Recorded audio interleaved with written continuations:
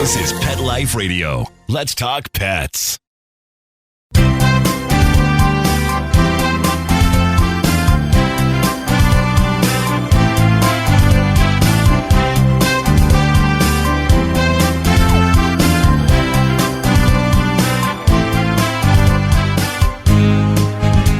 And good morning, good afternoon to all of you out there listening to us here live on Pet Life Radio's Ask the Vets with Dr. Jeff, a live call-in show.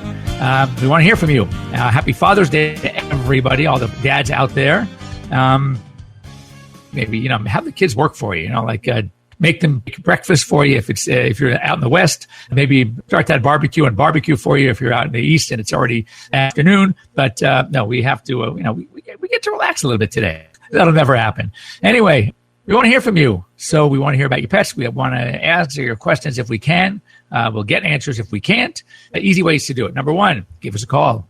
Toll free, 877-385-8882. Once again, toll free, 877-385-8882. You can also, a better way is to join us live here on Google Hangouts. To do so, very easy. You log on to Pet Life Radio. That's petliferadio.com. Scroll down to Ask the Vets with Dr. Jeff Tabb. And Mark Winter, our fantastic producer, has left a link for you to join us here live. Phone, if you have your computer, you got that camera, we'd like to see you and your as well. And they've got to be, I know there have to be some burning questions. You just can't wait to ask. And the best news of all, it's free consults with a veterinarian. What could be bad about that? And if nothing else, not only will I not cost you anything to get the information, I'm hoping that after we talk, I can save you some money on how this case, yours, is worked up, how it's done, what should be done, etc. Anyway, as you know, those listeners that have been here with us before, I like to peruse through the American Veterinary Medical Association Smart Brief is going on out there in the world and in the pet news.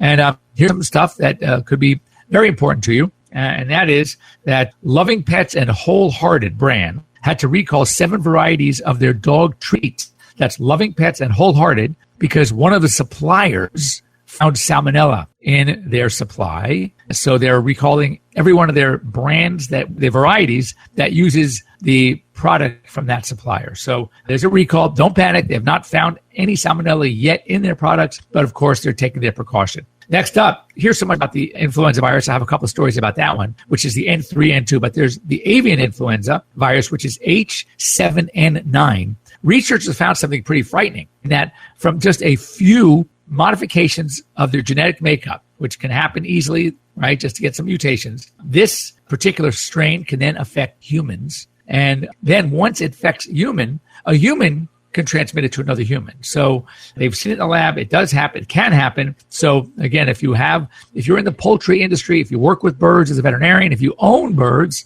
be very careful about that avian influenza strain. It's called H7N9. And by the way, before we go any further, I do want to thank our sponsors for letting us be here with you on this lovely Father's Day. Brevecto from Merck, a fantastic flea and tick product. It's very important because I'm going to tell you something about ticks in a minute. More Than a Cone from Kong Veterinary Products, which is raising awareness about animal welfare through the arts. And finally, Save This Life microchip, the microchip that kind of turns into a GPS. It's really cool. It's not a GPS, but the way it works and the way you register your pets kind of makes it like a GPS, so you can use it as a location finder as well. So this is the one about ticks that is really scary. And just so you know, these things can happen. A family was camping on a nice, kids are out of school now, and they took a little camping trip. And a girl 2 years old, they saw the tick, they took the tick off her, but mom did not realize that there are dangers in us being bitten by ticks as there are with our pets. Tick preventive is so important. So she did not rush her 2-year-old to the doctor, but as her illness progressed, they took her to the doctor. It turned out she had Rocky Mountain spotted fever. She passed away. 2 years old from a tick. So I think that says it all. Everybody out there, make sure your pets have tick protection and make sure you are aware of some of the dangers as well. And I have to say, this brings back something years and years and years ago. There was a medical doctor, a TV doc named Dr. Dean Adele, and Dean and I would do some stories together about zoonotic diseases that affect both people and pets. And one of the guests he had on a show was a mom with her daughter who is severely mentally, emotionally, and physically disabled. And how did this happen? It happened because mom was exposed to toxoplasmosis when she was pregnant with this little girl. And the effects, the birth defects caused by moms that have toxoplasmosis are dramatic and serious, clearly, as one can see from this little girl who is confined to a chair for the rest of her life. But it's more than that. I mean, it's terrible problems. It was really sad to see. And what was made it even sadder from my perspective is that it was so preventable. But when I asked her, did your OBGYN on your sheet, that patient information sheet that you fill out, didn't ask you if you have cats? Didn't ask at all. As veterinarians, every time we see a cat owner coming in, right, and we see a mom who's pregnant or is a young family, we ask them about, are you planning to have children? We always talk about the importance of not cleaning the litter box, be careful when you're gardening, wear gloves, et cetera, because of toxo. Human side, they don't think about these things. They don't deal with ticks all the time, but we do. So you're hearing it from a veterinarian. You guys, as people, humans, have children, you need to be just as careful about ticks. You can rub the preventives and just be aware. Know that if you find a tick on your kid or if you find a tick on yourself, if you start feeling febrile, you need to see the doctor. It is something that when caught early, it's very treatable. It's a rickettsial type bug. It's responds to antibiotics, but you got to get treatment right away. So that a very sad story, and I feel so sad and so sorry to the parents. Here's a really cool one. A woman taking it into her own hands. A runner, her name is Rachel Borch in Maine, was running along doing her morning run, and she was attacked by a raccoon that turned out to be a rabid raccoon. Now, for any of you out there who ever dealt with raccoons, they are really nasty. I mean, we're talking, they will bite, they will scratch. Their claws are like talons. I mean, it's really bad. And so she could not stop this little thing from attacking. So finally she was able to grab it, and there was a deep puddle nearby, stuffed this thing down into the puddle until it stopped breathing and drowned. Turns out this raccoon was rabid, and this Rachel now, Miss Borch, is now going through her rabies prophylaxis. She should be fine. Again, it's one of those diseases that if you catch it early, you can actually vaccinate after the bite,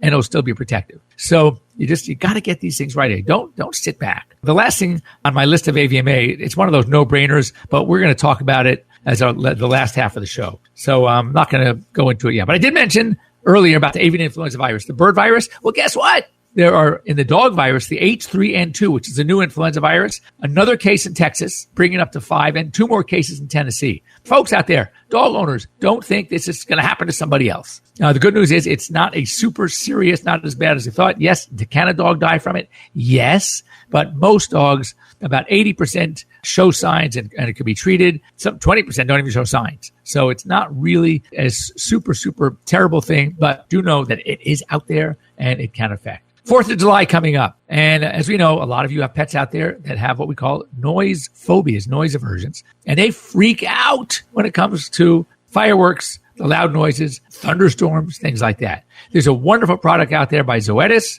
one that I use. It's called Sileo. And basically, it comes in a pre-measured syringe that you can dose your pet based on the gradations on the plunger. And it's got a ring, a locking ring.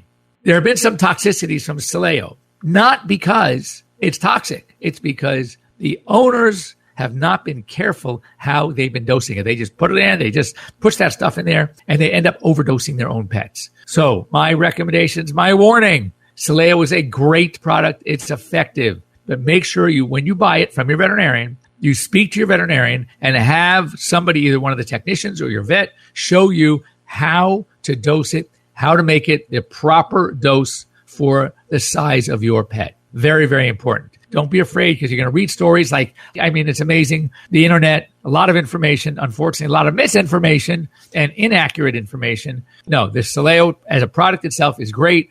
The syringe works when it's used properly.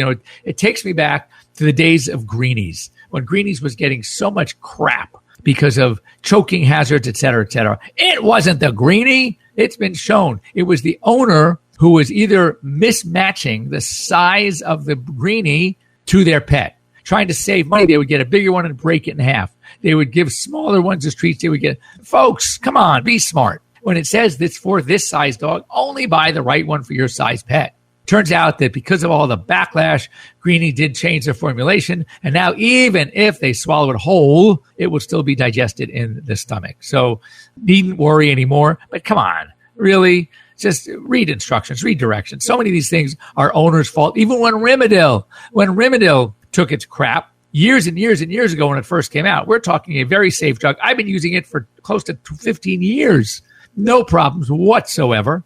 And the problem was there was an initial dose that was only a post-operative dose for 5 days. And yet owners not paying attention because it worked so well, and it did, they were using that dose, which was a double dose, for a month. Of course it was going to cause problems. That's like taking 10 aspirin a day. So not good. Even though aspirin itself, when taken properly, is going to be fine. So anyway, again, now they've changed their dosing recommendations, and we have not had a problem with Rimadyl for a zillion years. Anyway, Soleo, good product. 4th of July coming up. Make sure that you know how to use it. So summertime, taking your dog out on a boat this summer? Well, guess what? Learn about boat safety for dogs. They should be wearing a life jacket. You should bring extra water. You should bring toys to keep them busy. Make sure if you're just chilling out there, find some shade. All right. Or if you have a canopy on your boat, you definitely need to make sure these dogs are protected from the heat. And I always laugh. I had a boat for years. I was an avid water skier. And I had one of my Labradors who used to love going in the boat with me. But the problem was he always got so afraid when I would jump off the back of the boat into the water. He would jump after me. He was going to save me. And it was so cute. So we had to always have someone in the boat watching him, holding him, because he was ready to swim. Plus, he loved the water anyway. Speaking of Labradors, for those of you who follow either my Instagram or my Facebook, sadly, I had to say goodbye to Grover this week on Tuesday, my 16-year, 3-month-old Labrador, who was just an amazing dog. So sad, but, I'm a glass half full kind of guy. And, of course, it is so sad to have to say, having said goodbye to him. He was an amazing dog. He was so fantastic. He was great. It's all my kids grew up with him. But 16 years for a Labrador? I mean, I've had labs for 40 years. And the oldest lab I've had before this was 13 and a half. And that was Woody. That was the one, by the way, that used to jump off the boat to save me. But even Woody, right, only made it to 13 and a half. And I was thrilled because my other labs would go at 12, 11, 11 and a half. I mean, 13 was amazing. 16? That's even more amazing. So, big guy Grover, may you rest in peace. And as I know, he's up there with all my others. I had a lot of pets up there because I have a lot of the time. I still have, as it is, 4 dogs and 6 cats left. So, anyway, it was tough. But anyway, summer safety on a boat, be really careful. And at this point, we're going to break. Take a quick break. Don't go away. We have to hear a word from our sponsors. You're here live with Dr. Jeff here on Pet Life Radio's Ask the Vets with Dr. Jeff. We'll be right back, right after these messages. Stay tuned. Tired of wasting money on giant bags, boxes, and jugs of litter that don't last? Switch to World's Best Cat Litter, the only litter that lets you use less and get more. World's Best Cat Litter uses the concentrated power of corn to deliver outstanding odor control and easy cleanup. It's lightweight, 99% dust-free, and pet, people, and planet friendly. It's even flushable. Make the switch to World's Best Cat Litter and save $2. Visit www.saveonworldsbest.com. As a dog, I know a lot about fleas and ticks, so trust me when I say no other tasty chew protects dogs as long as Bravecto. One Bravecto chew keeps fleas and ticks away for up to 12 weeks. Be a good human and ask your vet about Bravecto. Bravecto may cause vomiting. Molly, here's your dinner. Zeus, that's not your food. Don't let that happen to your precious cat. Elevate your cat's eating experience with the Cat Tree Tray. The Cat Tree Tray keeps your cat's food off the floor and conveniently located on the cat tree. It's the perfect way to eat. It's a beautiful wrought iron tray that easily attaches to your cat tree and keeps dogs and other critters out of your cat's dish. A must for multi-pet households. There's a 6-inch tray for large bowls and a 4-inch tray for smaller bowls. Purchase your Cat Tree Tray today. Go right now to cattreetray.com. That's cattreetray.com. cattreetray.com.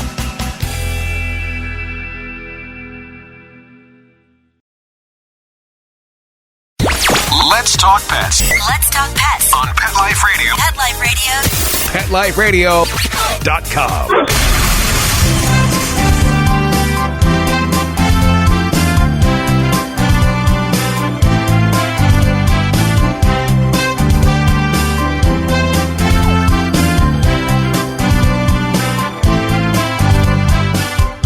And hello, welcome back. We're back here live with Dr. Jeff Werber here on Pet Life Radio's Ask the Vets with Dr. Jeff.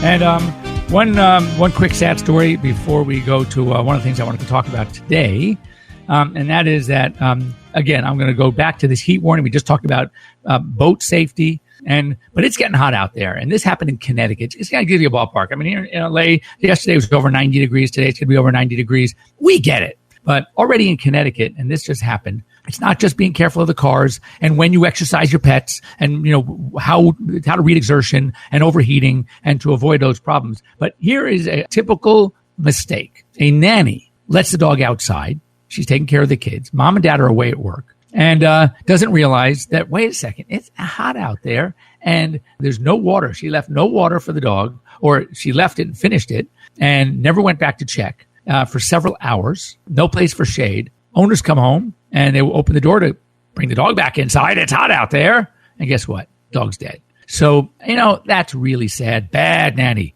So, you know, again, educate people working with you, working with your dogs, whoever is going to take, whenever, you know, it's interesting. Whenever I have clients that are leaving town, I always ask, I said, who's taking care of the dogs? And they tell me whether they're going to go to a daycare facility, a boarding facility, or they have a house sitter, pet sitter, whatever it is. I always say, make sure they know, get a hold of me, make sure they go through the routine with them. Don't ever assume that somebody else has the skill, has the knowledge that you have when it comes to your pets. You know things that they don't know. I guarantee it.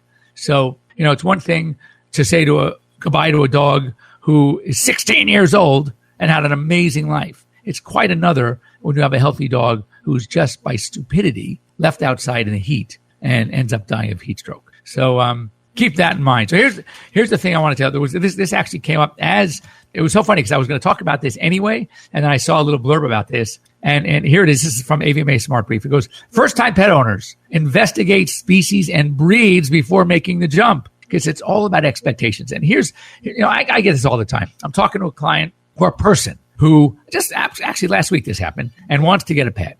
And they're going down the list of what they're looking for and why and what their limitations are, from whether it's space or time, they travel, whatever it is. And I'm listening to this. I'm saying from their description, the perfect pet would be, and but cats are, no, cats are fantastic. I mean, if you get a cat like mine, right, cat that read the dog book by mistake, you can have the affection, the play, the companionship, right? And yet you have the freedom that, you don't have to get home by this o'clock, or you can be out an extra couple of hours and not worry about the pet soiling in the house or feeding, right? I mean, there are so many ways around this. So I think that the biggest problem that we have when people have a bad experience when it comes to their pets is that they did not do their homework. If you're limited on time, if you don't have time to take a nice long walk in the morning and evening or night, then you should not get a dog that requires that kind of exercise. If you don't want to clean up a lot of hair, then why are you getting a dog that sheds like crazy? Why not get a doodle, right? Some poodle cross, a Bichon poo, a multi-poo, a Labradoo, a Golden Doo. I mean, there are so many things you can get. A Wheaton, that dogs that don't shed. There's no dog that doesn't shed. Let's get this straight. But dogs that don't shed a lot. So I think that the barking, if you have a dog that is just known to be a yapper by breed, and then you have lived in an apartment building and you have neighbors that are complaining or going to complain about the dog barking, then don't get a yappy dog. So there are so many sources now of places you can go when it comes to breeds, for example, that can help you find the right pet for you. And also with shelters and rescue groups that have these animals trained, and they already know, because these are not puppies anymore. A lot of them are young adult, but adult dogs. And I don't know if you could see behind me. I'm trying this for the first time, but this is my son's here today for Father's Day, and he brought with him his two dogs, and they're lying down behind me. As you can see it, that is Mo. Mo is a very large, as you can see, bulldog that he adopted when Mo was already 9 years of age. Okay. And That's pretty amazing. So he realized that he wanted to have a dog, a playmate, if you will, for his Frenchie. And he adopts this dog. This dog is the perfect dog, for him. And it's great, works amazingly well, lives great with his Frenchie. They get along superbly. The only bummer is that my yellow lab, Tommy, and this is a weird one, for some reason, Tommy and Mo don't get along. It's so bizarre. I have so many dogs are coming through here all the time. His Frenchie and all of our dogs get along great, and I just don't get it, but they fight. It's not unilateral, it's bilateral. So that kind of tells you when it comes to personalities, so much of personality is not predictable, And so I think that it's important to just know and to be prepared that, you will have some issues possibly with dogs. Now, let's get away dogs and cats for a while. There are some, for small kids, when my kids were young, like young, we had rats, pet rats. We had hamsters. We had guinea pigs. And I have to tell you, the nastiest little pet that we had, plus it's kind of dangerous for them because they're so small, Russian dwarf hamsters. Those little suckers bite. But rats, interestingly, rats don't bite. Guinea pigs are fantastic starter pets. Bunnies can be fantastic starter pets. You got to be really careful with bunnies, though, as far as handling them, because if you pick up a bunny and you are not supporting its back feet, that could be a problem. You definitely could have some issues. So you want to be very careful with the bunnies as well. But the take-home lesson here is that there are some amazing pets. Don't be afraid to get pets, but you want to make it a good experience because you are not going to continue allowing and having your pet family grow if you are not going to take care of the pets that you have there. So what I would advise doing always is start slow. Make sure you're choosing the right pet for your family. Make sure you are prepared. Remember, it's all about expectations. And go through the training, get help, and do what you can to make it a great experience. Because once you do, in fact, the friend of mine who was never had pets. He grew up with pets for many reasons. He does not have pets, but his kids, both his parents and his wife's parents, have pets. The kids go over. He's taught them about pet appreciation. They love animals. And he was telling me the other day that his daughter, who just graduated 8th grade, going into high school, and they had to get up during their ceremony and ask where they're going to go to high school and what they see themselves doing in their lives as a profession at this young age. And his daughter wants to be a veterinarian, which I said, wait a second. I said, you don't have any pets. How does she want to be a vet? And that's when he told me that he's always taught them about the appreciation. His parents and so both sets of grandparents have pets. They go over. They love the pets. They love seeing pets on the street. So it is possible to develop that love for animals, even though you weren't raised with them as I was. But it's better if you have them. So anyway, with that, I want to wish you dads out there, again, a fantastic Father's Day. I want to thank our sponsors, Brevecto, More Than a Cone, from Kong Veterinary Products, Save This Life Microchip. And of course, from me, Dr. Jeff Werber, I want to wish you a great day, everybody, and we'll see you here next week. If you have any questions, reach me at Pet Life Radio. That's Dr. Jeff at PetLifeRadio.com, and I will be certain to address your questions next week. Have a great week. Let's Talk Pets, every week on demand, only on PetLifeRadio.com.